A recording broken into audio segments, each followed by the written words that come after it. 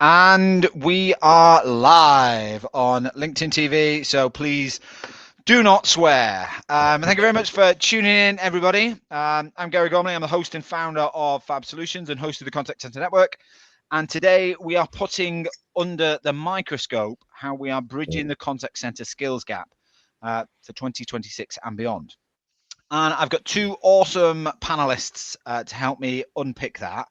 I'm not going to steal their thunder and introduce them in a way that underwhelms. So I'm going to let them showcase themselves. And we'll start with yourself, Rob.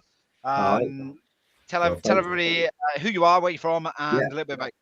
Thanks, Gary. That's great. Good afternoon, everybody. Well, I'm Rob Dermott. I'm a 30-year veteran of the recruitment into contact centres. I've been at CCA Recruitment Group for the last 3 years, and I'm Client Solutions Director there. So my main role is actually to build partnerships with organisations, give insight back to them to help them recruit better and I guess narrow that skills gap. But I also do exec search. And the other thing, I've been in the industry so long, I've seen it go from telebusiness to call center to contact center. I guess we're now moving into what customer experience hubs, I guess we call them now. So it's anyway, it's 30 years. Rob, were you switching over those cables at the time? Yeah.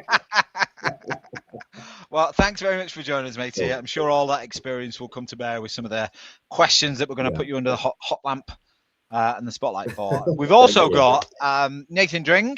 So Nathan, I'll let you do a marvelous introduction. Big pressure there. So as the name says, I'm Nathan Dring. I'm the founder and director of Nathan Dring and Associates. And our focus is helping organizations to unlock the people side of performance.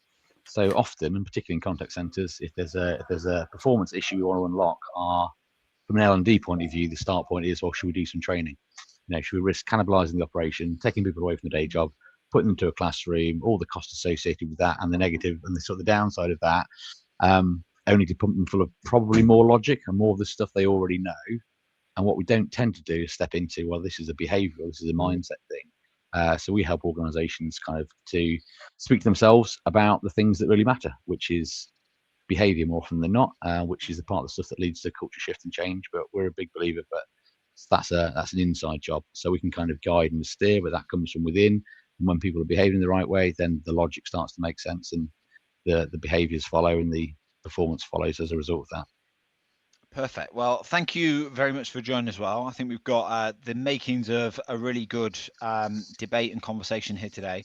And just to kind of, I suppose, before we jump into some of the questions, and we've got a good few questions that we want to look at as part of this, because I think it's a really interesting topic, especially with how fast technology is moving and the landscape is changing. So I think there's some really interesting stuff that we can get under the bonnet of to support people to kind of think differently about how they recruit, how they nurture talent, how they train people, and how they use some of those tools that are out there to help people understand better and do better.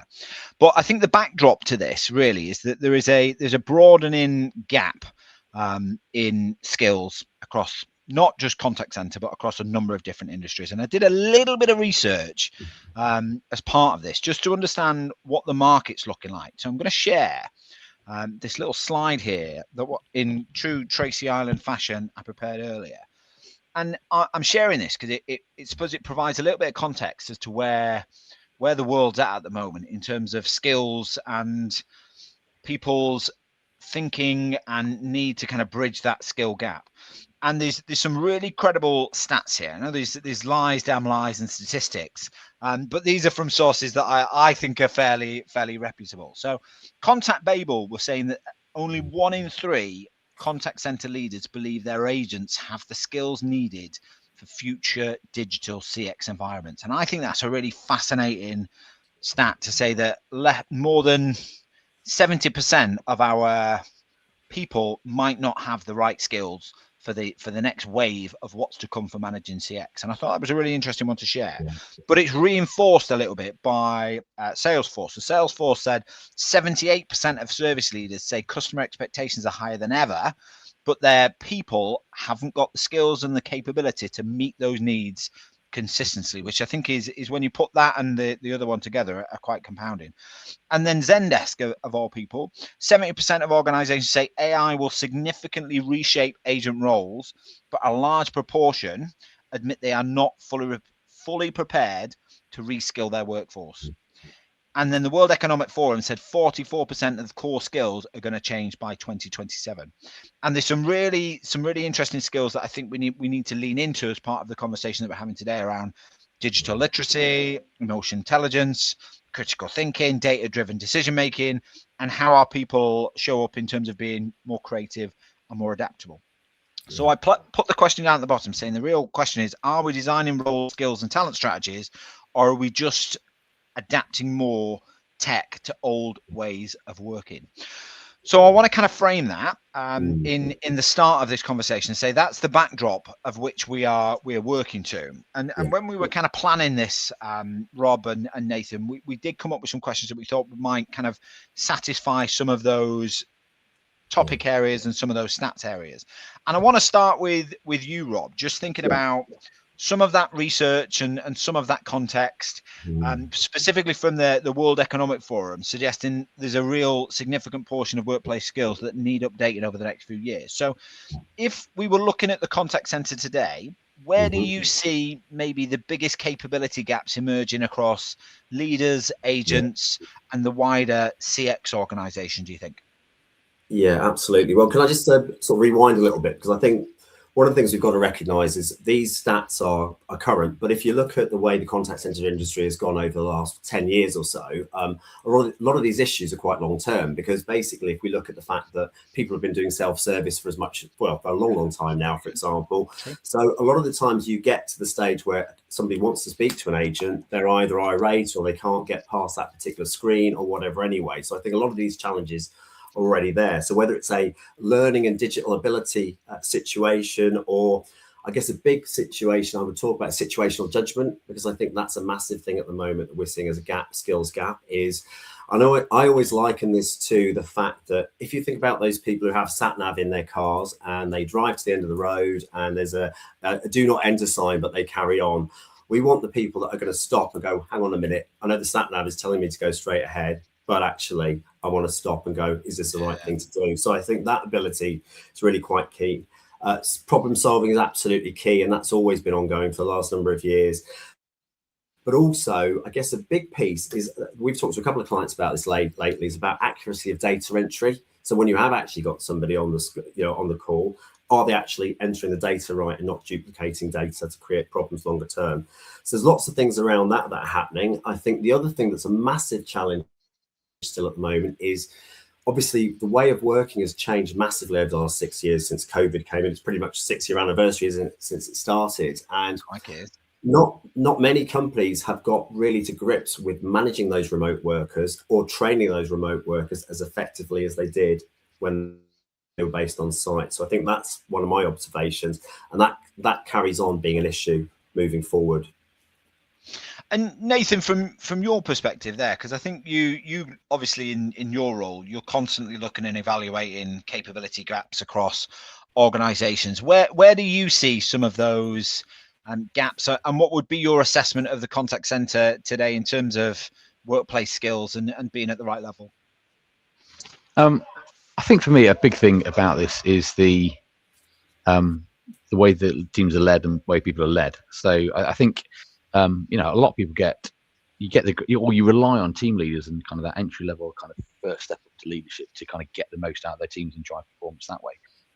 And so I think that whilst we talk a lot about agent development, I actually think there's a big gap in leadership skills. And the number of people who are entry level team leader because they were great dealing with customers, right? Brilliant at that. So then they are taken away from the thing they are really good at, their kind of standard day job, and landed into team leadership. And quite often it's within the same team, right? Because you're within the same service channel. So now you've got somebody without development who has an entirely different set of KPIs, has an entirely different role, different title, as well as that, actually, the bit that isn't talked about as much is they then have an entirely different set of relationships, because the people they used to call peers, the people they used to kind of go on a break with, hang out with, maybe gently chide or take the mick out of the seniors above them, they're now part of that layer. So their relationships have shifted. So kind of almost all the things they kind of held as just a standard way of working, that's all shifted, right? So we're now talking completely new territory. It's like it's like going underground when there's an earthquake and you come up and all the buildings are falling. You still need to get over there, but none of the roads exist, and everything you thought was solid has kind of has wobbled slightly, and that without any development.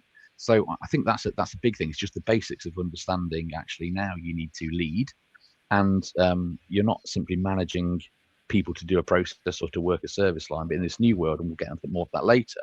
To Rob's point, now you need to manage perhaps a bunch of problem solvers. Yeah. So the things you are, and they're now not doing the thing that you did. So you can't even go, well, I'll kind of cookie cut what worked for me before. So much of it has changed, and that bit that, you know, kind of around agile thought and kind of the mindset to shift how you think and how you see and how you perceive, how you see problems, how you see people. You know, they are now creative, autonomous problem solvers, not workflow processors, if you like. And I think there's two parts in that, and I'm keen to get your thoughts on that, Rob, before I move on to C-suite recruitment. I think there's two parts that you've just said there, Nathan, around that whole cookie cutter process of people in the work training other people to do the work. I think there's an assessment of skill there, and how do we bridge those skills for the existing teams. But I'm keen to get your thoughts, Rob, on what contact center operational leaders are looking for in their next wave of frontline recruitment, given what kind of Nathan's just said around the fact that we've got more challenge around problem solving, we've got more challenge around being AI and digitally literate. What are contact center operational leaders coming to yourself and CCA and saying, right, these are the types of person that we need in our contact center now, rather than just looking at good old customer service? Are they looking for anything else? Yeah, well, I think, you know, obviously the number one thing they're still looking for is great communication skills, because firstly, you've got to be clear, concise, etc. So even more so than ever now, I think it's really important as well, especially if you're solving a problem and you need to articulate something that's very bespoke to a specific customer, because you're not necessarily going to be solving the same problem on every call. Whereas before, you might have done. People come through to you and they say something, you give that answer a million times. Moving forward, that's not going to happen. So I think communication skills, absolutely important. The piece about the sort of data learning and digital ability is absolutely key, and we're seeing more testing around that at the moment coming through as well. Data accuracy, in terms of the piece that I talked about there, about, but especially because now people are putting data in and they want to make sure that the records are correct. Now, look, I know AI can take some of that away, but also there's a part about AI needs to be double checked. So you need to check the data that AI has put in, and again goes back to that judgment, situational judgment. Is that data correct that's gone in there as well? So I think that whole cognitive thing is really, really important. And a couple of other things, adaptability is really quite key as a skill set, because obviously your role is going to change. And I think the other thing that we're saying to clients is the role you're recruiting for today, what's that role going to look like in 12 or 18 months time? And if we think about a contact center agent's role, generally they sit within their role, up to 18 months before maybe moving to something slightly different. So that role over the next 18 months is going to develop and change somewhat. So we need to make sure that people have got the ability to adapt to that working environment as well. So those are some of the key things. You've teed me up nicely there for my second question, which is all around, I suppose, if you ask that question to some contact center operation leaders, what does the next 12 to 18 months look like when it comes to AI, systems integration, technology, and then you say, right, and what's that person in 18 months time going to have to need?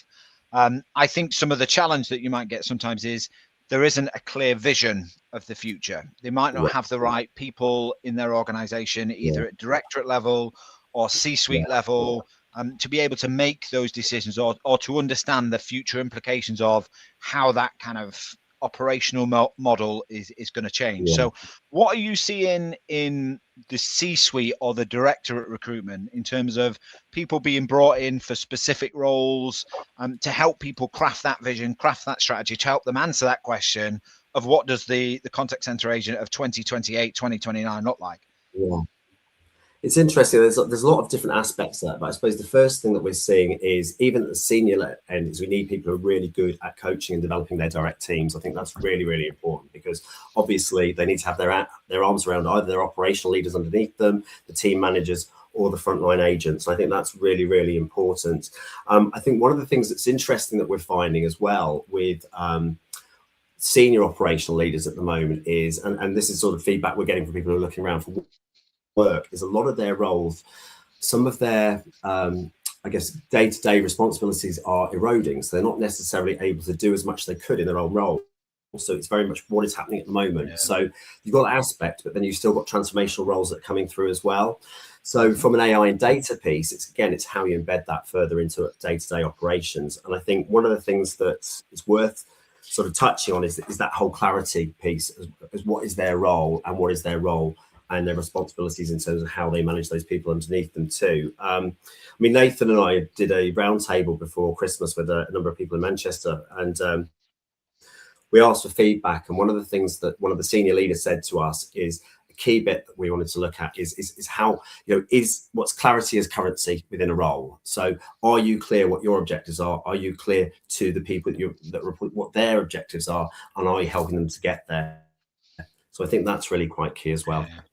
I think that's a really interesting message, clarity as a currency. I suppose that leads with, are we clear on the skills that we're looking to bring into the team, but also are we being clear on what's expected of the existing people within that structure? And Nathan, you nodded profusely when Rob was talking about clarity as a currency. You nodded again when Rob was talking about wrapping your arms around the internal team with coaching and support, not just for the frontline team, but for the directorate and the senior team as well. What's your thoughts on how operationally senior leaders have to face into the future of talent and people in the team? I think a big part of it for me is the way they value it and how it is perceived to be valued. So I think on a post the other day on LinkedIn, someone was talking about AI and people, and it's the classic thing of everyone saying it's people are our greatest asset, and we really value that. I thought it'd be interesting to do a dissection across the industry and go, okay, the amount of money of late that's been spent on AI versus the amount of money that's been spent on people development, and I would be intrigued to see the number, but I've got a gut feel, and I suspect most people watching could have a guess. Within your organization, where has more time, money, energy, effort been put? Is it into bringing in AI, which if you go by kind of, McKinsey's latest study, they reckon about 75% of the AI they've got isn't being fully operationalized. So you're talking 75% waste potentially. Is the same amount of effort being put into developing people? And that doesn't, now, yes, at the start, that might mean new skills, but actually, what's the ongoing way to embed the behaviors that utilize the skills that people have got? Everyone drifts into habits. New skills are great, but it's a kind of a use it or lose it. And if you don't quite know how to use it and you feel anxious, then you're probably going to use it less. You're probably going to step away from it. And I think it was the Calabria did their state of the contact center, didn't they, 2025? And I think they found, I think it's something like 59 to 60% of contact centers don't continue to coach, don't provide continuous coaching for agents who are navigating AI workflows. So we're sort of saying, here's a new skill set. Here's a brand new bike for Christmas. We're taking off the stabilizers. There's a massive hill. Bye. And then we're surprised when people don't want to go down the hill or when they crash out partway down. Yeah. And it's almost like we're setting people up to fail by not continuing to do that coaching, do that development, and assess the skill gaps and plug those skill gaps through either training, coaching, mentoring, feedback, support. So I think the point that you've made there around AI spend, or I would lump that into technology spend versus people spend, would be massive. And if anybody is watching and they want to put some suggestions into the chat about that, it'd be interesting to see what people's split might actually be. I want to just link. There's one thing I just wanted to mention after that was just about engagement in general. I think because I think if you've got a great pathway, if it's clear what people are doing, people's engagement in terms of their day-to-day job is much higher, and therefore their teams are much higher. And I think it's much easier for you then to move forward and make sure you're hitting whatever the objectives are. And I think the point at the moment is having that clarity around what AI is supposed to be doing for the business, how you implement it, what tools you're giving to people, and thus getting a better score in engagement. Because if you think about some of the Gallup did a survey last year, 10% of UK workers are fully engaged. It's a terrible stat, and obviously that has a real impact in terms of everything else as well. So it's really important. Yeah. So I'm just, can I jump in on that, Gary? Just because it's a oh, thing. Yeah, go on. It sounds like you've got an interesting point to make. Well, I mean, there's a bit around, a piece of research was done a while back ago that said, for every 1% uplift in engagement, you get 2% uplift in productivity.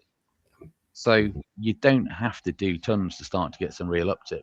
I think as well, there has been a bit of a problem with how we measure engagement. I mean, and I don't know, like, I remember kind of contact centers I've worked in where round one is getting people to complete the survey. So if 70% can't be bothered, well, if 70% can't be bothered, that's your first metric, right? But then equally, people do a lot of hard work to get the data and analyze it, and then what do you get? Well, there's not enough car parking. The microwave smells of fish, and we need to repaint the toilets. Now, you can do all of that, but the chances are the people who put that, they're not actually that engaged with the work anyway. So you can do all of that. You can repaint the toilets, and you're still not really addressing the issue. So I think sometimes engagement is a bit of it's a slightly blunt tool. I mean, we tend to talk more about connection to your work. Are you logically connected? Are you emotionally connected? Is it in your head and in your heart? Do you do the right thing because you know it's the right thing to do, but also because you want to do the right thing? And if you start to get some measures around that, then actually you see people are genuinely connected. And if they're genuinely connected, they do the job. I think engagement, and I know you can generate some ENPS scores, but even so, I think sometimes engagement surveys flag frustration, and then we try to pass out the flames of frustration, but we're not really getting to the heart of it. And I think there's an interesting approach here, because I think when we look at the skills of tomorrow, and great, if we go and hire new people, we can be really proactive in the skills that we want. But the reality of it is whilst attrition happens in contact centers, and some attrition is higher, some attrition is lower, we've still got this tranche of existing people that are going through this massive technology change that don't necessarily have the right skills. They might not have the right mindset. They might not have the right level of confidence level to get there. How do we equip those people with the right levels of digital, AI literacy, technology confidence? What would your advice, Nathan, be to people in an operational setting who are going through this period of change now to become more digitally enabled, which is still going to require humans, because voice isn't dead yet, despite what many people might say? It's still going to require a whole host of existing teams to adapt to those changes, to adapt to those systems, to adapt to those new ways of working. What would your advice be to operational leaders to upskill and develop those people so that they can match the same skill levels of the new people that you're hiring in, because you've been clear on what's expected? Nathan, what's your thoughts on how operational leaders can lean into that? I think number one is make time to train people on this stuff. I think that's a key part of it, but also to educate them. I think if people are fearful of technology, then they're not going to adapt it. They're not adopt it. Sorry, they're not going to listen to it. They might sit in training, but if they're in a stress state, their IQ is naturally going to be lower, so they're not going to do that. So I think it's a gentle in and a gentle out. By which I mean, the build up to this thing's coming, and kind of help people to understand why it's coming, how it works, where it fits into their workflows, kind of so that when it lands, they can kind of see their fingerprints all over it. Like, I get why we're doing this. Actually, I helped with that bit. And so some kind of co-ownership of it is much more likely to bring about an adoption. The training itself that's your initiation. That's your launch. Now, like if you see a rocket launch in the States, right? Nobody dreams of turning away once it's 1 foot off the ground. It's up in the air now, it'll be fine. You track and monitor and track and monitor and track and monitor and track and monitor, and you keep your eyes on that thing until you know it's safely headed to where it needs to get to, and it's gone through all the changes it needs in order to reach its destination. Too often we'll go, oh, we've done training now. We did that. We had that morning where we did it. Okay, and to kind of to extend the analogy, that's you've got 1 foot off the ground with your initiation energy at that point. You don't then turn off the cameras and look away. You keep going. So what are the continued routines? What are the check-ins? What are the habits? What are the behaviors? Checking in on how people are with it, and pay more attention to the embed phase than to launch. And quite often it's a launch with a cascade, and then it's a best of luck. Oh, and by the way, there's something on our intranet, if you like, There might be some LMS in there as well, but realistically, we start to, once we've done the training, we focus on people's logical understanding and therefore the kind of the associated outputs and outcomes. We don't spend anything like as much time with the associated emotions that this new way of working is generating. And emotions will drive 80% of behaviors. Logic only drives 20%. So we're leaving kind of 80% of performance on the table by just focusing on the thing that's easier, because it's easier for me to have a conversation with Gary about knotting his number than for me to have a conversation with him about something behavioral. So I step off that slightly grey area conversation, and we focus on just the logic, just the outcomes from that, and so we leave a lot of human performance behind. Yeah, there's a really great comment that underpins that from Chris Bradley in the chat around empowerment and contribution are fundamental to engage in the workforce. If they contribute to the plan and design, they have a stake in the success. And I think that's really powerful in change management in general. But I think change management where we're introducing new CRM tools, we're introducing maybe new telephony tools, we might be introducing a workforce management tool that doesn't necessarily is something that they've used before that's going to change how they're working. We might be introducing new online self-service portals that the customers then get maybe a little bit frustrated to, and then come into the contact center and then want to have all those conversations. And it's joining all that up in the right way that kind of helps the people that are in the trenches already have an easier way of navigating some of that change. I think it's the biggest opportunity for us as contact center operational managers is to manage the change better. Gary, we've had a client who in the past, what they looked at doing is that, look at who's in your workforce at the moment and then understand what skill sets those individuals have, because there are certain people that their role has changed significantly, but it might be they've not been matched the right new role. And so actually by doing that, you then can look at that skill set and go, actually, how do we then, I suppose, inspire those people to want to have a hunger to learn as well? Because that's what's really important, I think, because, it's got to also come from the individual. They want to learn and develop, because if they don't, naturally, is there somewhere for them in the business is a big question mark. Yeah. 100%. And I think the talent mapping process for future roles and future capabilities of roles is a critical piece. And then that goes to your point, Nathan, around once we've identified those competency gaps, we're building a competency framework that gets people up to speed, that's going to allow them to soar rather than flounder. Nathan, another Nathan in the chat has made another comment. And I think this maybe typifies some of the behaviors that we might typically see in contact centers that might kind of stop people from doing the right thing. He says, unfortunately, doing the right thing on a call is considered too expensive and not allowed when AHT is the focus. So quick one to you, Nathan, around those operational drivers that might limit our ability to embrace those new skills. What would you say to someone like Nathan who might be experiencing people who are more operationally cost focused than people focused? Well, I think this is where re-education is needed. So, you're talking to Rob earlier about what the skill sets we're looking for in senior leaders and, ops directors and stuff. They need to understand that actually the metrics of the past won't be the metrics of the future, and what got us there won't get us to the next place, sort of thing. What get us here won't get us there. So to what extent do we really think that AHT is the thing to measure, and why?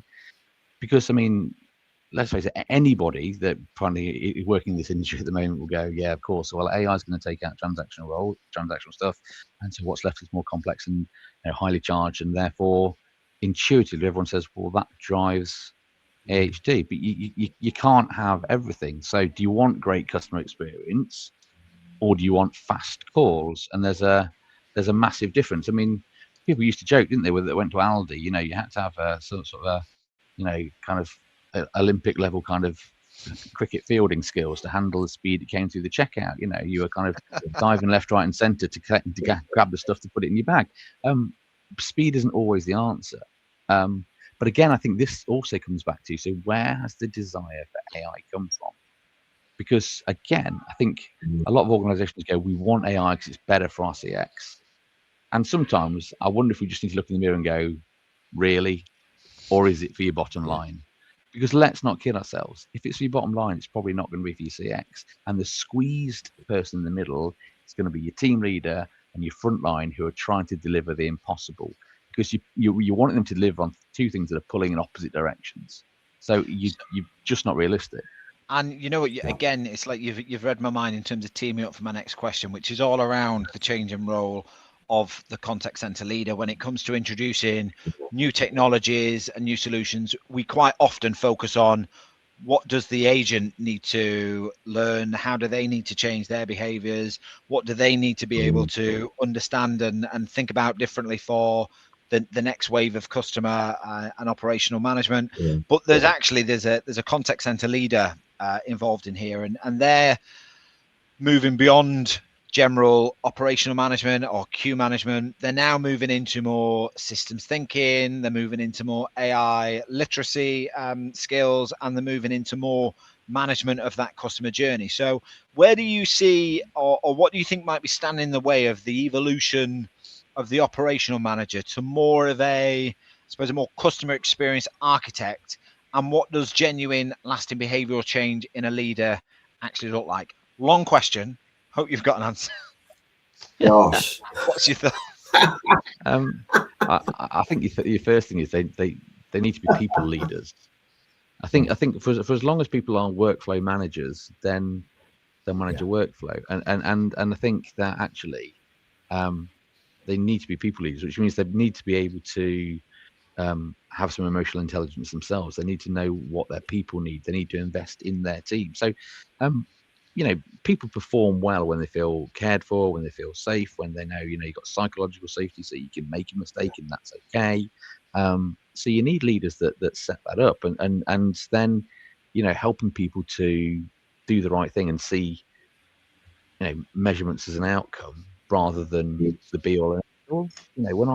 When I drive back home today, if I sit getting cross with my speedometer and just tapping the dial, I don't think about what my feet are doing, people are like, maybe you shouldn't drive, Nathan, maybe just pull over, because you've got to consider all the input metrics, and the input metrics are people, and it's the way they show up for work, and it's the culture they land in, and it's the way they're led, and it's the way they're cared for and listened to and challenged and encouraged and coached. And if you take out the human aspect and then go, but perform, then it's just not how we're wired. That's part one of the question. The other part was about how we embed behaviors. We embed behaviors by talking about them, right? So we change based on conversations and stories. So, if I'm showing my kids to change a behavior, I've never used a spreadsheet for that. Can you believe it? I've never sat them down and said, right, so here are your KPIs on being well-behaved kids. If I need them to change a behavior, I just talk to them about it, and we have conversations over and over and over and over again. And we need to invest in having the right conversations about the right stuff. And the great thing about the contact center environment is it's got a brilliant cadence of conversations. They're kind of baked into the model. Everyone knows when we're going to have a huddle. Everyone knows when we're going to have a stand-up. Well, why don't we use those to more effectively? We've got a great pipeline. Why don't we use those opportunities to talk about the right thing? So if there's a behavioral thing we need to talk about, then let's use it to talk about that, rather than there's 25 minutes baked in. So we're going to have 5 minutes talking about yesterday's stats that we can't touch, and then 20 minutes of vape break or toilet break.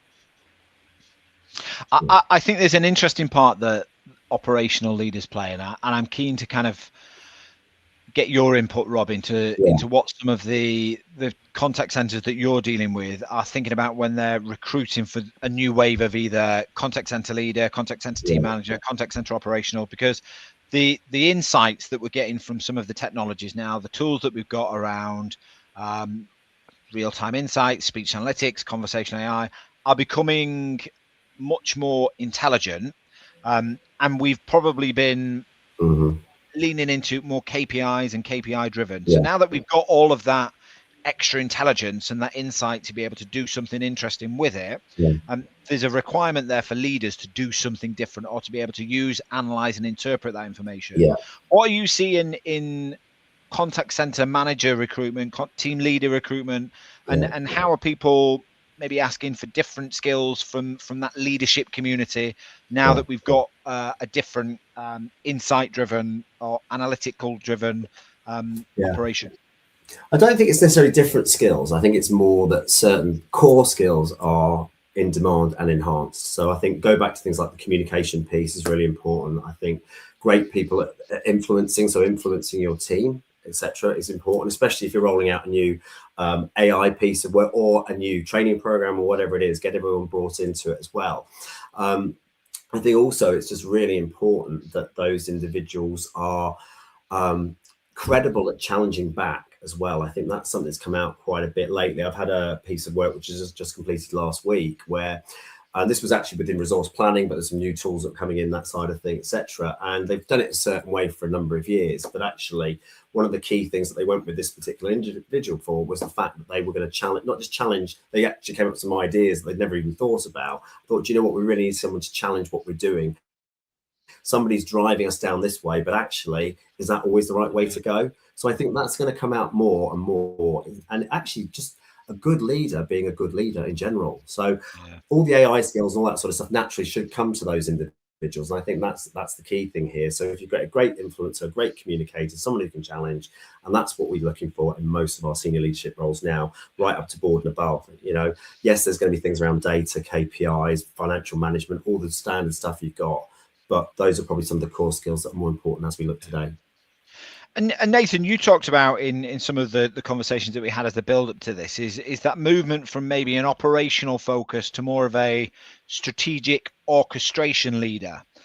How do you think we train people up, or how do you think we invest in leadership capability to make that shift from being more of an operational manager to a more strategic orchestration manager that's managing multiple channels, multiple types of conversation, multiple level of insights, that's maybe a step change in what a current operational manager is doing? Yeah, I think a big thing to recognise there is not necessarily the people you've got at the moment might not be able to do it, and I think again this is one of the, you know, quite often we find promotion and progression within contact centres is pretty linear. And so, you know, when that sort of role becomes right, we need some strategic leaders on site.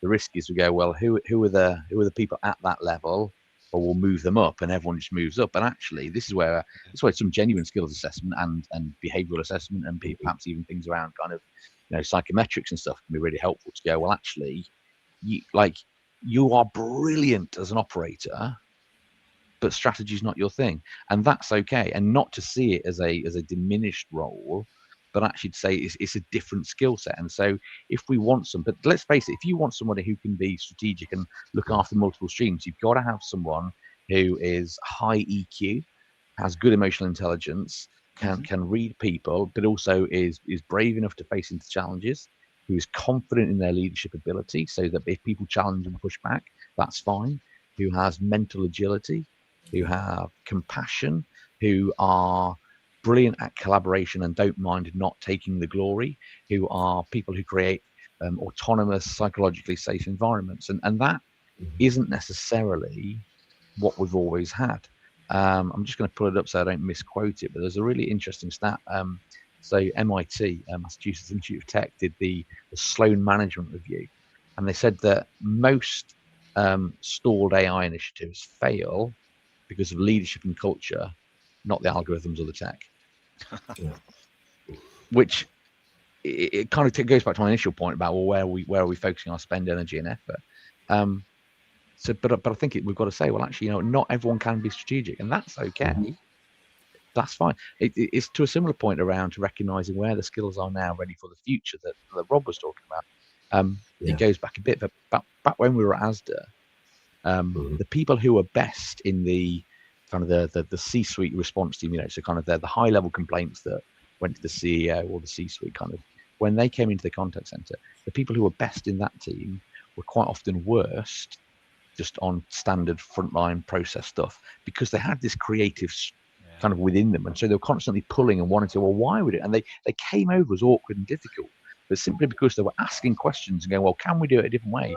Is there more? So they had this great creative streak. So they were brilliant then when something did need investigating, solving, creativity. But if you just looked at the existing roles, they looked awkward and difficult. And sometimes we had a battle because ops manager go, let's just bin them off. We don't need them anymore. And you don't know, they've got a great skill set in the wrong place. And so I think this is where an assessment of capability for now, for future roles, is really important. But it can't just be the people who are great now will be great in the future. And I think it takes me back to the quote that you said there, Rob, around clarity as a currency and being really clear on what those future skills are. I mean, and we talked about some earlier on, and they've come through in these conversations so far around AI and digital literacy, around emotional intelligence, around critical thinking and reasoning. And I think if we were to sit down and map our existing teams on a 1 to 10, 1 to 5, whatever ratio, and said, right, where are our people on these? It creates that capability gap and that competency gap matrix that we can actually work towards over the next 12 months to bridge some of those gaps. But a lot of it sits within the leadership capability and the fact that we're building more AI enabled teams. So I'm keen to get your thoughts, Nathan, and then build from you, Rob, in terms of what people are doing to support AI enabled teams and AI enabled teams in a remote world. But from your perspective, Nathan, for those teams that are becoming more NI enabled teams, what would you say is I suppose, leading on from the point that you've made around leadership capability, what would you say is maybe the real leadership development gap sitting underneath the AI conversation, and what does it take maybe for leaders to build and guide a transformation to help them survive and thrive in that environment? Okay, my pithy answer would be the leadership gap is the gap in leadership. So how many people have not had any leadership investment?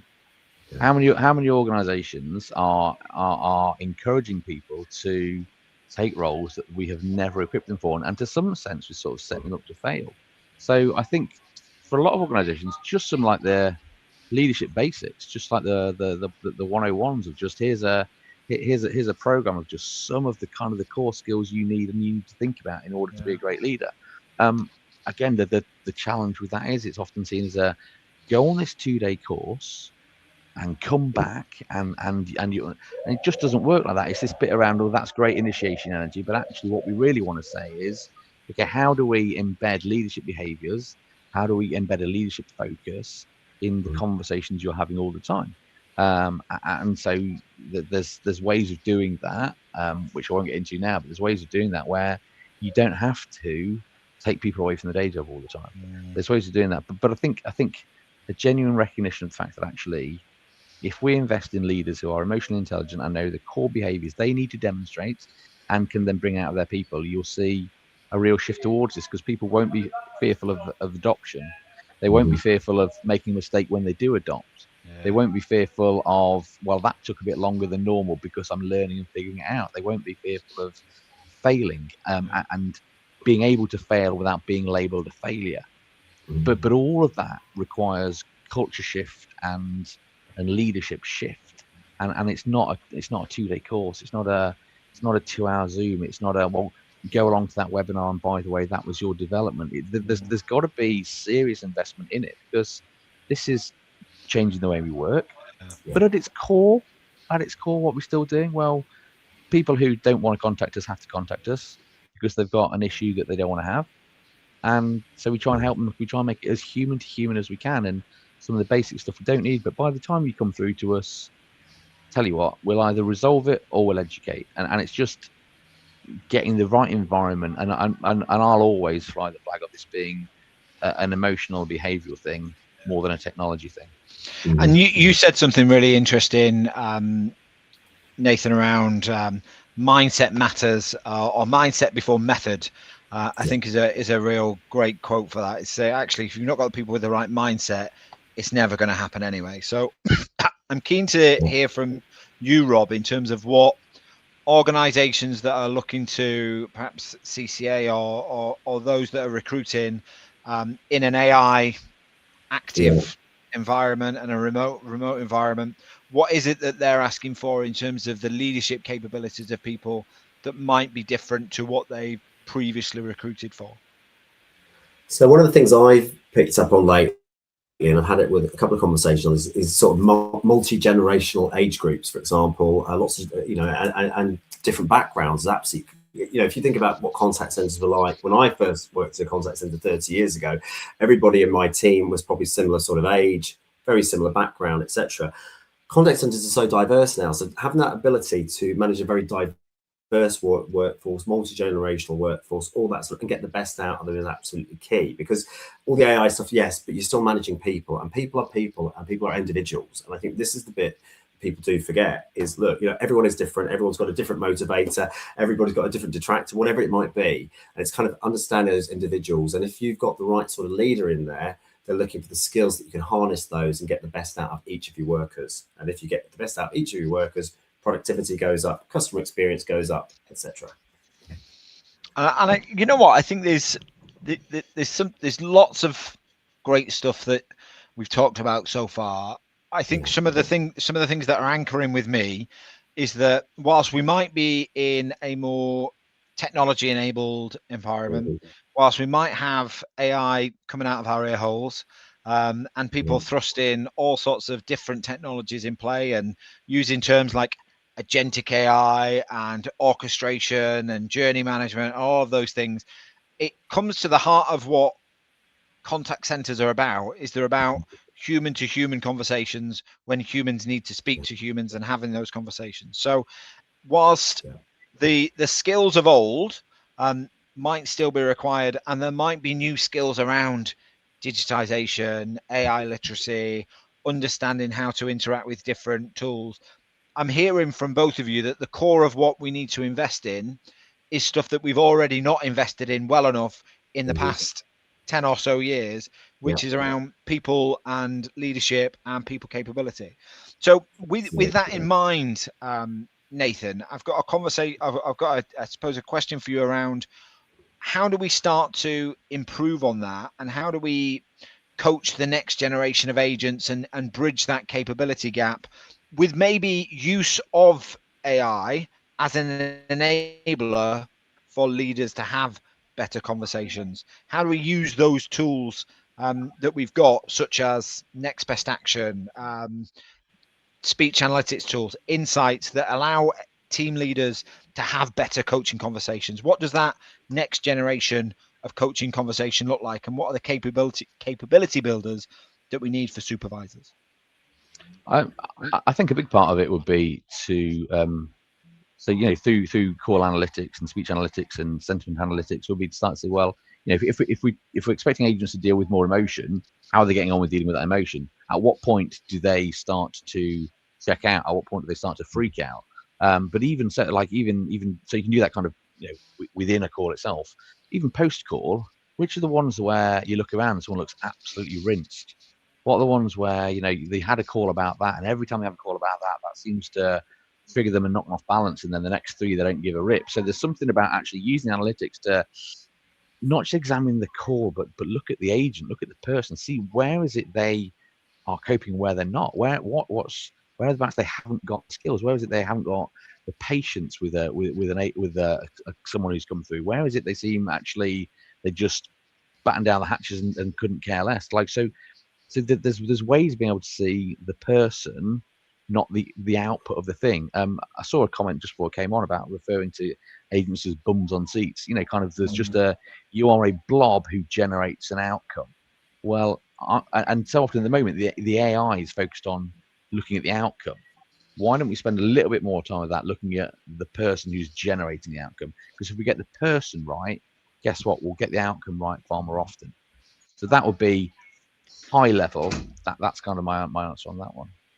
And Rob, what's your thoughts on that in terms of building the capability of leaders to have more insight-driven coaching conversations with their team when it comes to I think recruitment and talent management? Yeah, I think it's really important. I think certainly when we talk to people who are maybe working from home and frontline, for example, I think one of the common threads that comes through is around the fact that maybe they don't feel as supported as maybe they did when they worked in the contact center, actually on site. And I think there's a whole piece around how AI tools can support them on that, whether it's not just about things that come up, but absolutely picking up on those difficult conversations they've had, allowing a call straight from their leaders, their team leader or whoever it is, to go and support them immediately, etc. too. That data and that insight that comes from that, especially when people are remote working is really important. You know, it's really important in a contact center day to day, but if you're huddled with your team manager, they will see it. They will actually physically see what's happened. So there's definitely more need to focus on that. And I think it leads on to some of the stuff that Nathan was saying there, but I think we're making some of the transactional stuff through use of technology more stuff that can be self-served, which leads to more conversations being more taxing, more customer vulnerability, more agent vulnerability, longer conversations, perhaps more efficient agents, so they're spending more time on the phone, which inevitably leads to some levels of burnout, high levels of cognitive strain, which ultimately impact attrition. If we're carrying on this kind of AI gravy train, Rob, and we're becoming more efficient and we're doing some stuff, which means the agent role becomes more taxing, we need more of more skills or higher skilled agents to handle it. They're still going to be dealing with some of this challenging workload because it's becoming more complex, which inevitably will have a knock-on impact on attrition. What's your thoughts and experience, I suppose, as somebody working in that environment that's seeing attrition and seeing recruitment challenges? How do you suggest operational leaders face into that particular challenge that's going to become more acute with the more technology they integrate into the contact center? I think there's two aspects to it, isn't there? There's the aspect that, look, if we were starting from a blank piece of paper where we're going, actually, we want to recruit these type of people, we actually really need to look at who we're trying to recruit into a business and actually go, this is what we need. And it might not necessarily be their experience, it's more their skills and aptitude that we're looking for, and their adaptability and all those core things we spoke about. But I think then it does go back to, if somebody's in your business, really have a look at that skills mapping and see where you can move them into the business if that's not going to work for them. I think it's really important because it will have a massive knock-on attrition. You know, we've seen it in some organizations where it's gone up massively because their roles have become much more complaint focused. We're dealing with very difficult, irate customers, all that sort of stuff. That's not what they joined the company for. And I think that's the bit we've got to look at is, what are people's roles becoming, and are they being pushed into roles they don't want to do?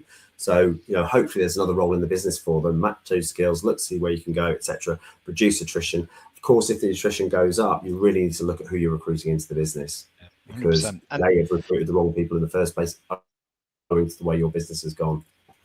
Absolutely. And Nathan, that feeds nicely into, I suppose, some of the stuff that you've been talking about around skills mapping, skills development for leaders, and helping them spot the signs of agent burnout and cognitive overload.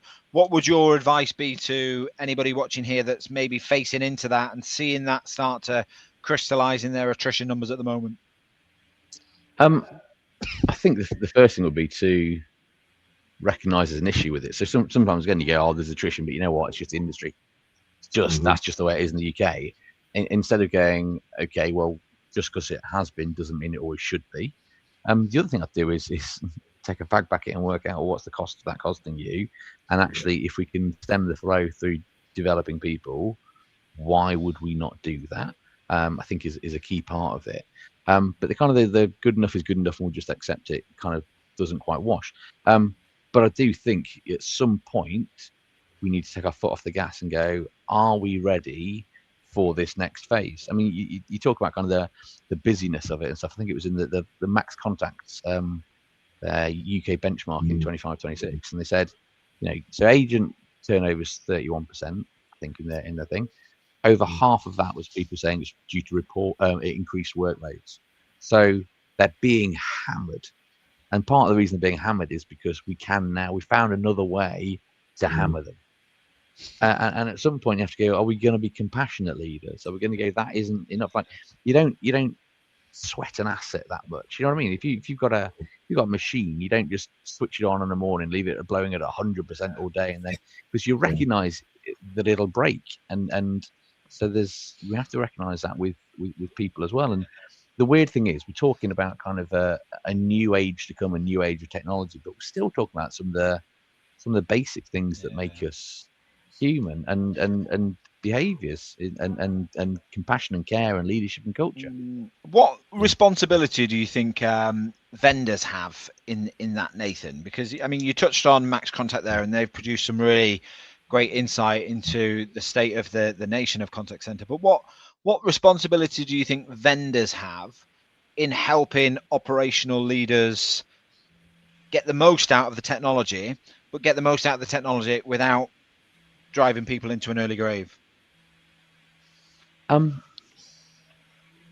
don't think they have a great. My honest answer is that I don't think it's entirely up to them. In much the same way that it's not on Polestar to make sure I drive at the speed limit. They made a great car, great piece of kit. I bought it because I really there are like other it. cars available, but other cars are available.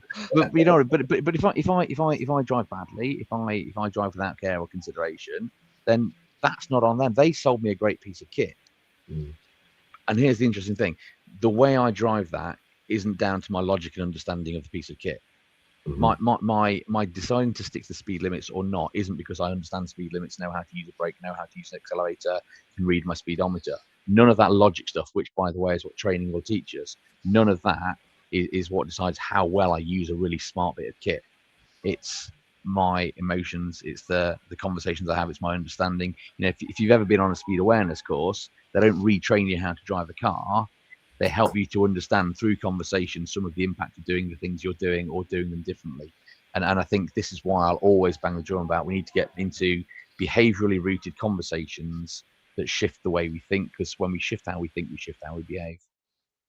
Brilliant.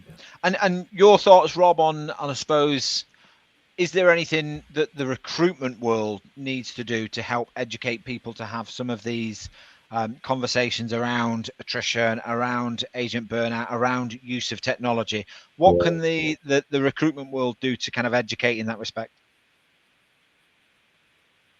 I think it's important. I mean, we have a lot of insight from clients that we deal with, and also people that are looking for work. So we understand what's really going on there much better than what's going on internally within a particular organization. And I think, we're always happy to share any insight with anybody. So if anybody wants something, come to me. But I think there's lots of events that are out there that people are talking to and they're seeing things. So I think the real thing is think about what you are trying to recruit for in the future, and are you recruiting for the right people? Go and speak to other people, see what they're doing differently. It's a really interesting time for the contact center industry in a number of reasons. It's so fast paced, the pace of change at the moment. I don't know what things are going to look like in 12, 18 months. But what I do know is that if you recruit the right people in there, they will be adaptable and they will help you deliver. So if you need any insight directly, I'm more than happy to provide that as well. I've got one last question for you, which I'm going to ask you both to kind of summarize it in about 60 seconds. But we've got this rise of a new wave of CX and how we start to interact with customers using technology. If I was to ask you, of all of the skills that we've spoken about today, which of those skills do you think will be the most important for contact center organizations over the next maybe 2 years or so in things that we've discussed so far? I'm going to start with you, Rob. And then I'm going to come to you, Nathan. So what do you think is probably the number one skill that we need to focus on to get people? I still think it's it's two, if you don't mind. Is the communication piece? I'll give you two. We expect that to be there, but it's got to be there. Fantastic. But this whole piece around situational judgment and the people speaking, because people are people, and those decisions and those conversations you have, as conversations become much more difficult, it's really key to make sure you make the right judgment and you tell that customer whatever the right thing is in that particular, call. So don't always believe AI is what you're saying. Challenge the AI. Yeah, and be empathetic. Blah, blah. Yeah, love it. Nathan, if there was one, or I'll give you two because Rob's at two. If there were one or two things in terms of skills that we need to really think about now that are going to future-proof us for the next couple of years, what would you say those are? I'm not sure I would call it a skill or behavior, but I'd want to go emotionally intelligent and compassionate leaders. Yeah. So you think the leadership is the key to success for driving the future, which arguably is the right thing, I suppose. They have a lot of influence. Okay, so we have come to the top of the hour. And we had loads more questions. We could have asked loads more and had another hour at least talking about this. But like all good things, they must come to an end. So we have another session next month where I think we've got Martin Teasdale and Xander Freeman joining us, where we're talking about the actual needs of contact center agents. And Martin's going to be talking us through some insight that he's done through some of the work that he's done in the team leader community. So we'll be unpicking the needs of contact center agents even more next month.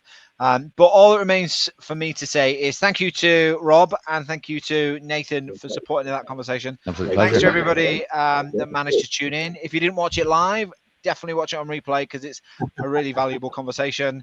And we'll see you next month. And if you haven't yet bought your copy of Your Call is Important to Us, it is available on Amazon through either Kindle Store.